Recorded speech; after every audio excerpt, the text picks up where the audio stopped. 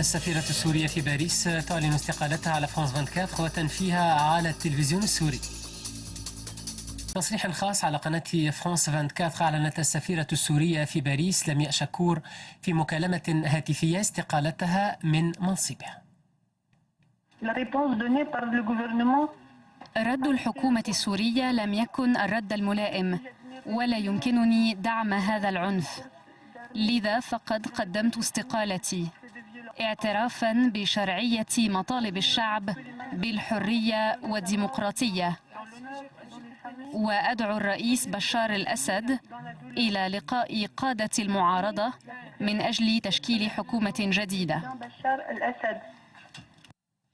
وعلى التلفزيون السوري وبعد إعلان استقالتها بدقائق نفت السفيرة السورية في باريس نبأ استقالتها وقالت إن ذلك جزء من الحملة المغرضة التي تتعرض لها سوريا وأنها ستقاضي فرانس 24.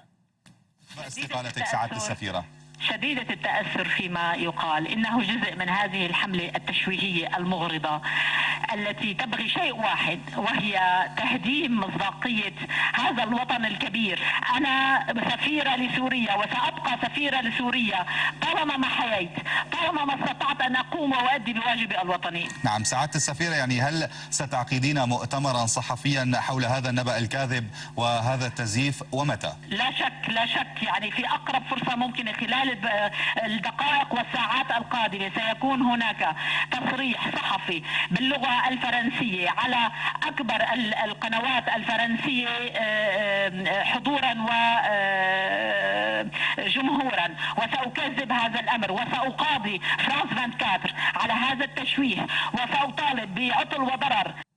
هذا وأصدرت إدارة فرانس 24 بيانا قالت فيه أنها تفاجأت جدا عندما كذبت السفيرة تصريحاتها على الشاشات العربية والجزيرة والتلفزيون السوري، وأنها لا تستبعد لا التلاعب ولا الاستفزاز، وإذا ما تأكد الأمر فإن القناة ستتابع قضائيا كل الأشخاص والمصالح الرسمية وغيرها التي قد تكون وراء ذلك.